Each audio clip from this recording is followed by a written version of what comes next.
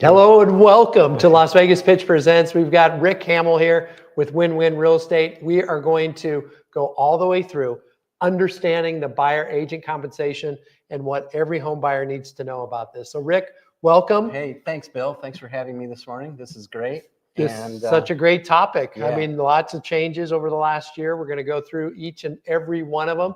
So let's talk about the shift in what's happened between before and after the NAR lawsuit. So as you know, and many consumers may not know, there was a big class action lawsuit where it started out of Missouri, but basically, they were saying that all real estate agents were colluding in price fixing and all this kind of stuff. But forget about all that. Basically, what it comes down to is if you've sold properties in the past, you know that typically the commission rates varied, but you would share part of it with the buyer's agent who would bring in a buyer, and then part of it would be with the person that's actually listing or selling the home. Well, now because of this shift in compensation, basically buyers have to hire their own real estate agent. They have to sign an agreement, and it's disclosed up front what they have to pay their buyer's agent to represent them in purchasing a home. So different from it was before. Before, basically, a house was listed, say, for $500,000. The listing agent would set a commission rate of, say, 6%. Correct. And then they'd split the 6% between the buyer agent and the listing agent, correct? That's correct. Now the seller takes a listing and they get their compensation. Correct. But the buyer's compensation is technically left out of it, correct? That is correct. Yeah, that's correct. Then now with that shift, agents like you work with the buyer to basically say, here's what my compensation would be to help you buy a house. Right. And so we now I'm doing presentations with buyers before I even, the rules are very strict in the fact that I can't even open a door to a house. And this is whether you hire me or you hire any other real estate agent. They cannot even open a door to show you a buyer a house without having an agreement in place. And so I'm having consults with my buyers, letting them know about this rule change, putting my fee for service out there. And then I'm also explaining how that compensation comes into play, whether they actually pay that fee. We still are able to negotiate it in a purchase contract, but now it's not set in stone. Right. It becomes part of the purchase agreement that can become a negotiable item depending on where the buyer makes the offer, what other concessions we're asking for, and that sort of thing. So we're about 6 months past this time, correct? Yes. Yeah. From the lawsuit settlement. That's correct. What real big changes have you seen since then? Has there been a big change? Not for me, not really. I'm not seeing a big change. I like the fact that I'm able to explain and educate my buyers the services that I provide and show the value of what I'm offering them when it comes to finding and locating and negotiating on a home. I actually was doing it before, but now of course we're all forced Everyone to do this. Has to do it. So you can't, so a buyer can't even go into a house and say, I want to see this house without having some kind of buyer representation. That's right. Okay. Yeah. And so when you go through that representation contract, is there a contract or what is that? Yeah. It's a regular contract like you would for selling your house. Now it's a contract for representation, and it's for a set period of time. I mean, it could be even for a weekend. If somebody's just in town and they want to see a house and they need to go into it, yeah, we could do it for as short as 3 days. 3 days even. Okay. Yeah, but it has to be a contract with a specific period of time. The compensation has to be notated on that agreement. For me, it's I charge 3% and an $8.95 transaction fee, and that's outlined. They know that that's what they're on the hook for if they end up buying a property. So when they go through and they submit an offer, how do you go about creating that offer? How do you go about basically negotiating that offer? Because I know you're a master negotiator. You have the experience, your background, which I know that sometimes you don't talk about, is you're an attorney. No, I'm not an But attorney. you have a law degree. Yeah. So it's just a matter, but so you understand the nuance Right. of contracts and how to Yeah, basically enforce them. Right. And so basically, you know, it's something that we hold to them and let them take note of, and they know going into this, you know, what the fee is, what the services they're getting, and going with it that way. So let's take, for example, you go out, you show them a house, they're looking at it, they like the house, they're like, Rick, we really want to make an offer. How would you go about structuring that particular transaction? Is there a set way that you do this? In the purchase contract now, there's a specific area where you, as the buyers, are asking the seller to pay for buyer agent compensation. So pretty much every agreement that you go into, or every offer you make, do you go in assuming the seller will pay the compensation? You hope that to be the case, right? But you have to understand, if we come into a situation when the market becomes competitive, and let's say you're asking the seller to pay 3%, but you have a buyer that's willing to pay their agent on their own, that's going to be, of course, more attractive to the seller. Right. Right. And so now it becomes not like set in stone like it was in the past. Now it becomes a much more fluid and negotiable item. Being able to go and put the numbers together, make that puzzle fit together, Right. and make it work for both the buyer and the seller. Make it win-win. Right. No pun intended. Exactly. Right. Right. So what types of things, what should buyers look for in a buyer's agreement? Basically a start and an end date for the contract. Okay. The fees that the agent is asking for. Now there are some exclusive buyer brokerage agreements where you are basically you're agreeing to only work with that particular agent. Mm-hmm. But then there's also part of the contract where you're still allows you to work with other agents, so you can work with two different agents. Yeah, like if one agent's going to show you, and you can break it down into, okay, he's showing me XYZ property and he's showing me ABC property. Mm-hmm. So you could break it down even like that. So you got to have two people representing you and looking at it. Yeah. Okay. What should they try and stay away from? Like, what would be a red flag that says this is like not what I want to get into? Well, just depending on the timing. Maybe you don't want to do a 1-year agreement with another agent because you're tied in. Yeah. Right. Maybe make it a shorter period of time, 30 days, 60 days, whatever it is. Mm-hmm. Because relationships are always a lot of fun, right? Oh, yes. You get into the relationship sure. and trying to massage that. So sometimes relationships take time to develop, and some people come to you and they don't know you other than a referral, right? Which is great, exactly, right? Which is, in my opinion, probably the best way to get a buyer representative. For sure. And then what other things should they disclose up front? Is 3% typical in the market right now? Anywhere from 2 to 3%.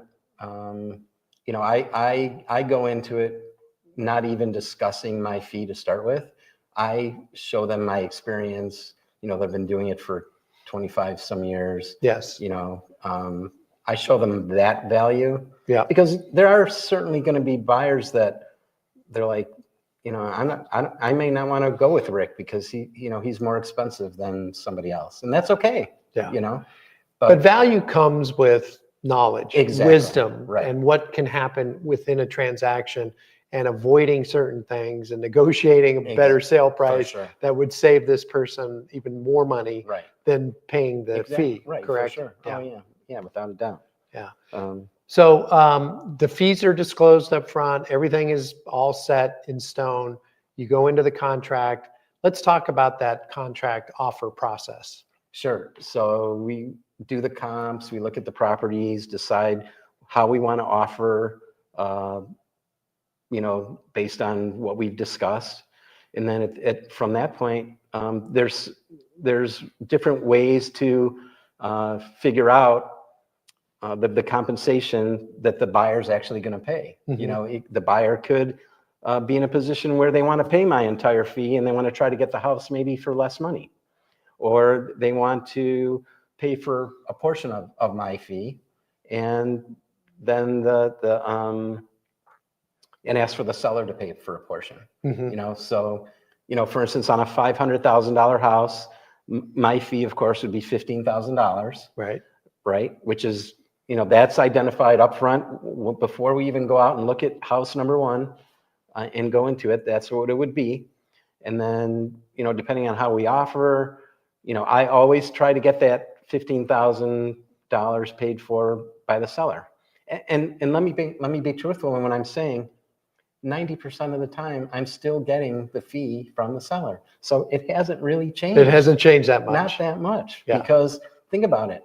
These sellers still need people to come through their house and see the house. They need the exposure.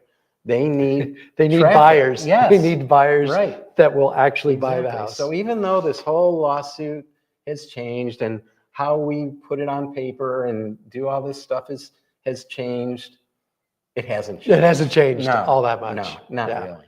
Yeah. So are there any like flat fee type programs that people look at and do? Is it just like a menu? I've heard there's some being launched out there. I haven't personally seen any. I'm sure there are going to be some players out there that want to do that. To me, it's like a menu option. Well, you will do this if you do this, and sometimes it's just not very attractive. They've done that a long time on the selling side, right? Where flat fee, I'll put your home in the MLS, and you handle everything. You handle else everything or whatever, else, right? You get what you pay for. Yeah, right. Yeah, exactly. And so let's talk about this buyer agent compensation guide and what you provide to your buyers when you go to make an offer.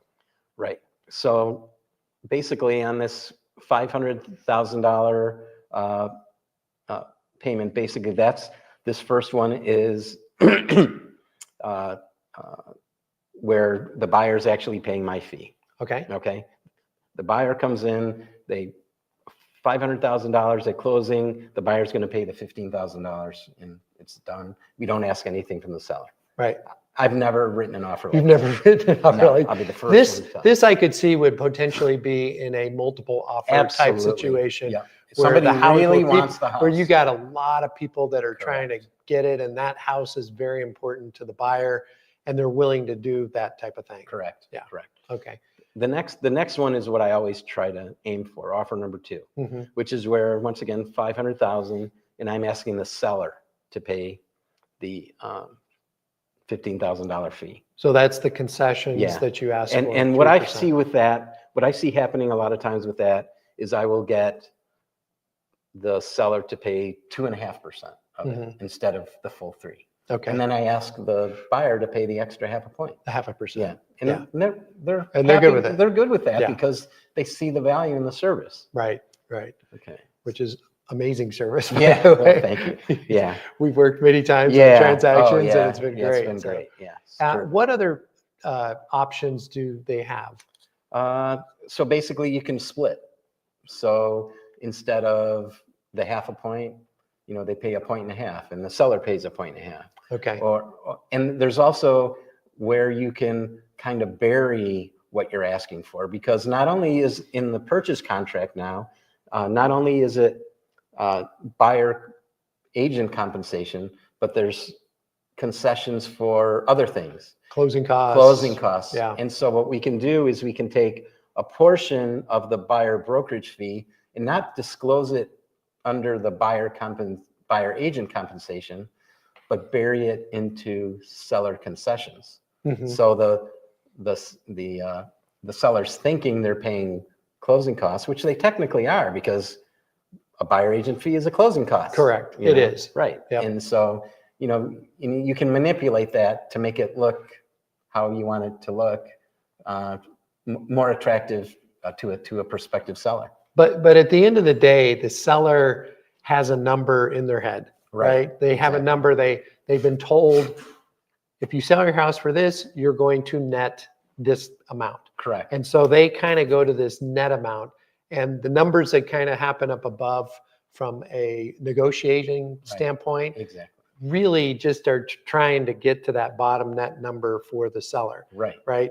And sometimes the seller has to compromise. Sometimes the buyer has to Right, compromise. So exactly. it's just a matter of going back and forth in the negotiation. Yeah. But that's where an experienced agent can really guide and work that transaction. Let me be, totally upfront too. Let's say the buyer wants the house, the seller needs to sell the house, the seller's got a number, the buyer doesn't have maybe necessarily enough funds to cover all of my fees. Am I going to work with you? Of course I'm going to work. Yes. If I have to reduce my fee so that the buyer can get into their house and is happy, of course. Yes. Mm-hmm. Even though I have 3% on this contract, doesn't mean I have to stick to it. Right. You know what I mean? I'm willing to work with buyers to help them get into their home. Yeah.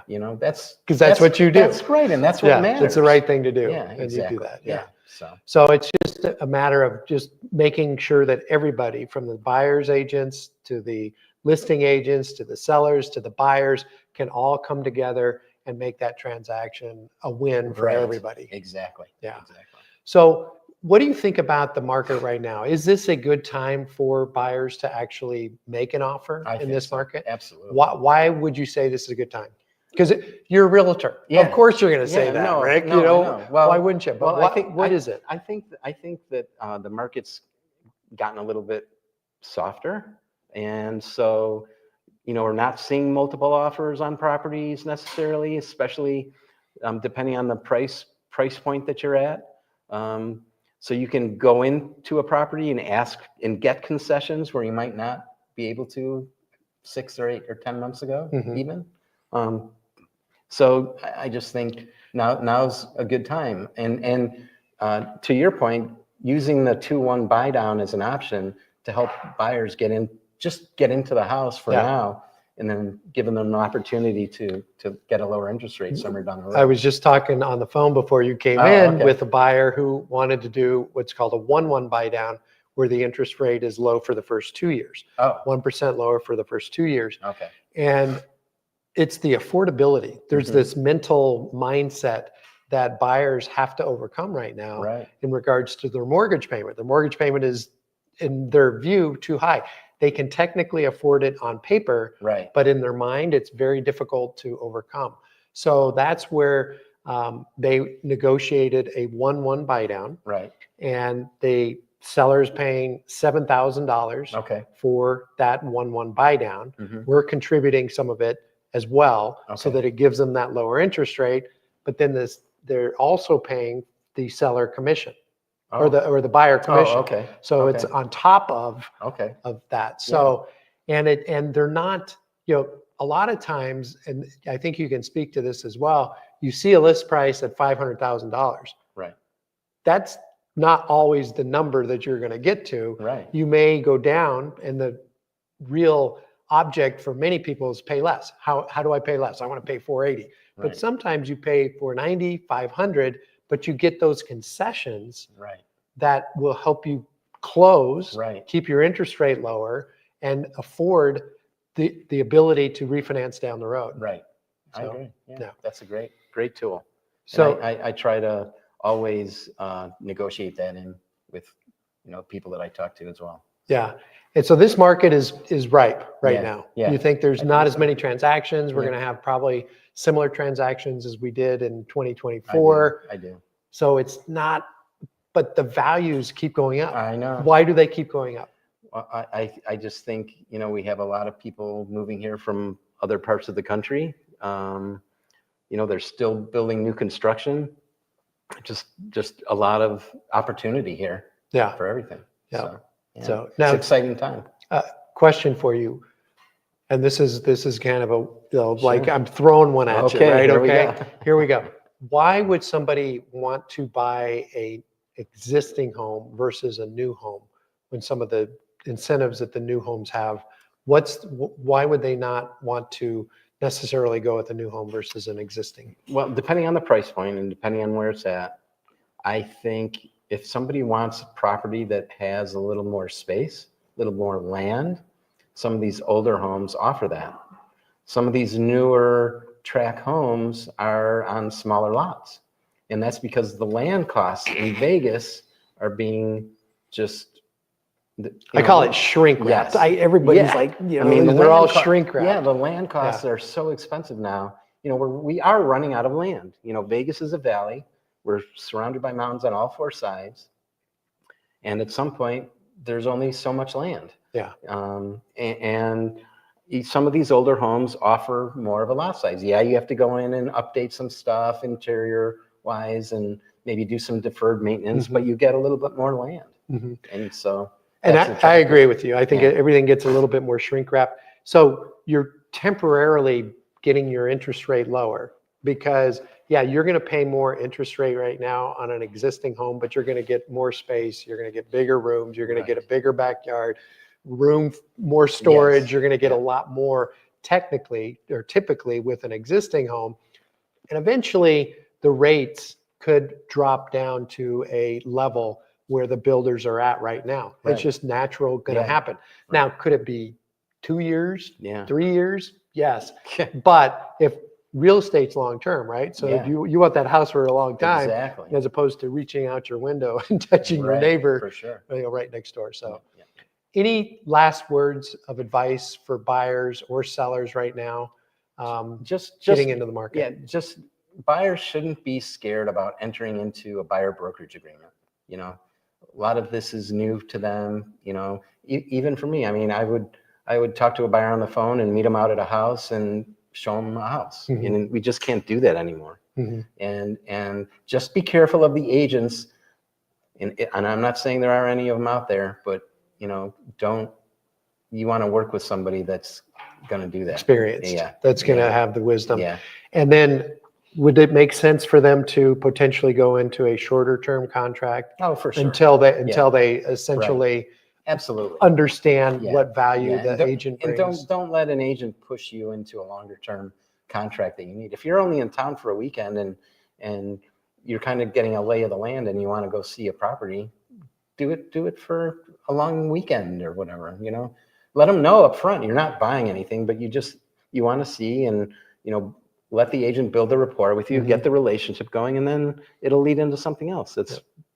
Nothing's really changed. Nothing's changed. No.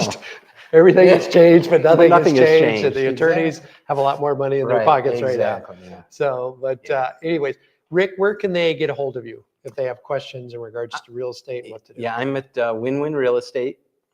My phone number is 702-465-3525. And I've got a great website, vegasrealestateexpert.com.